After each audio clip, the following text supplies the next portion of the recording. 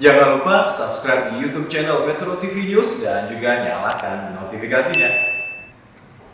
Dan pemirsa, untuk mengetahui tahapan selanjutnya akan dijalani oleh terpidana Adeline Lis usai menjalani masa karantina kesehatan. Kita akan membahas lebih lanjut bersama dengan Kepala Pusat Penerangan Hukum Kejaksaan Agung, Leonard Ebenezer Simanjuntak. Pak Leo, selamat sore. Selamat sore Mbak Afi, selamat sore pemirsa Metro TV. Ya, Pak Leo, apa proses atau tahapan hukum yang menanti Adeline Lis setelah menjalani masa karantina kesehatan selama 14 hari ke depan? Ya, proses hukum yang akan dilaksanakan terhadap terpidana Adeline Lis, Kejaksaan akan segera melaksanakan eksekusi baik terhadap kemarin sudah dilaksanakan pidana badan dan kemudian eksekusi denda maupun uang pengganti, Mbak. Pak Leo, rencananya Adeline Lis ini akan ditahan di mana setelah menjalani karantina? Ya, sebagaimana kemarin kami sampaikan dalam konferensi pers, saat ini karena yang bersangkutan kita bawa dari Singapura, kita coba melakukan dengan protokol kesehatan. Untuk sementara kita tahan dulu di rumah tahanan Salemba, cabang Kejaksaan Agung Republik Indonesia. Dan kemudian nanti kita akan berkoordinasi dengan Direktorat Jenderal Pemasyarakatan untuk selanjutnya dieksekusi di LP, Lembaga Pemasyarakatan. Pak Leo, apakah ada statement atau keterangan dari Adeline Lis dengan proses penangkapan dan kemudian kembali ke Indonesia? Statement bagaimana kira-kira Mbak Afi nih? Statementnya apa?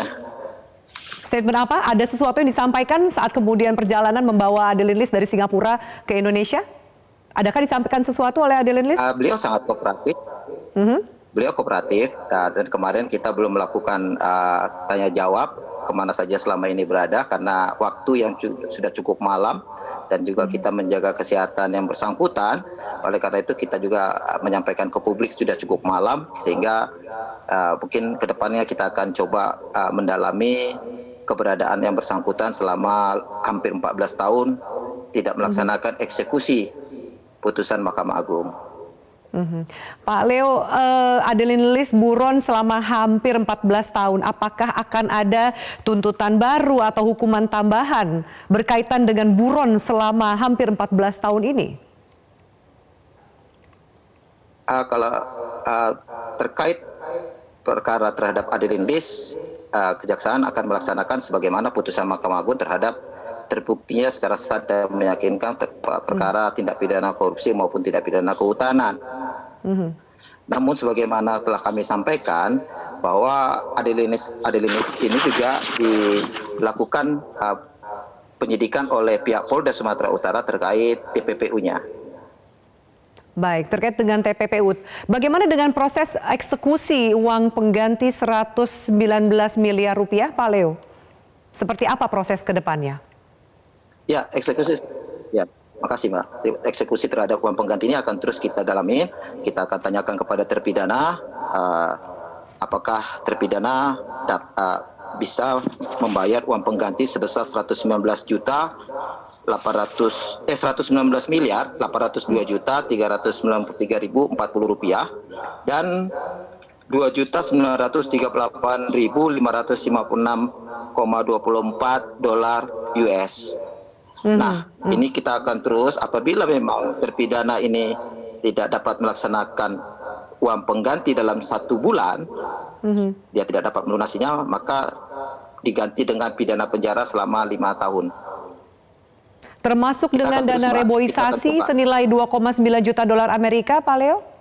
Ya, kita coba mudah-mudahan terpidana dapat membayar uang pengganti ini untuk dimasukkan dari kas negara. Baik, terima kasih Pak Leo. Adakah yang ingin disampaikan lebih jauh mengenai penangkapan dan juga proses hukum Adeline Lis ke depannya dari pihak kejaksaan? Ya, kami hanya menyampaikan bahwa proses ini sebagaimana disampaikan proses yang cukup koordinasi yang baik dan walaupun kita harus menghormati otoritas pemerintah Singapura, namun kita bersyukur DPO yang kita sampaikan ini adalah DPO yang berisiko tinggi karena telah pernah sudah 2 kali melarikan diri dari Indonesia dan kemudian kemarin tanggal 19 Juni yang bersangkutan sudah dapat kita bawa ke Jakarta. Semua ini karena kerja keras bersama. Hal ini dilakukan koordinasi yang intens dengan Bapak Duta Besar Republik Indonesia di Singapura. Kemudian kita juga berkoordinasi dengan atase kejaksaan yang ada di Singapura. Dan kemudian pelaksanaan operasi ini langsung dikendalikan oleh Bapak Jaksa Agung untuk bagaimana memulangkan DPO yang berisiko tinggi ini. Oleh karena itu, kemarin harapan kita tetap sebagaimana perintah Bapak Jaksa Agung kepada pihak KBRI bahwa terpidana harus segera dibawa ke Jakarta karena berisiko tinggi. Oleh karena itu juga nanti direncanakan kita akan koordinasi dengan Direktorat Jenderal Pemasyarakatan agar yang bersangkutan dapat dipenjara di lembaga pemasyarakatan dengan sistem pengamanan yang super ketat. Nah, dan kita juga menyampaikan terima kasih kepada pemerintah Singapura, kemudian ICA, pihak imigrasi yang sudah membantu, yang khususnya kepada Bapak Duta Besar Republik Indonesia di Singapura atas kegigihan beliau, kesabaran beliau, dan komunikasi, dan tidak khusus juga tidak lupa kami sampaikan kepada Menteri Luar Negeri, Ibu Menteri Luar Negeri yang telah juga berkomunikasi dengan pihak pemerintah Singapura. Sehingga mudah-mudahan ke depan kerjasama ini dapat lebih ditingkatkan dan ke depan juga para DPO kami yang ada kemungkinan berkeliaran di luar negeri atau mungkin ada di Singapura ke depan juga bisa dapat kita kembalikan. Baik, kita nantikan itu. Terima kasih Kapus Penkum Kejagung Pak Leonard Ebenezer Simanjuntak atas waktu dan keterangannya di Metro hari ini.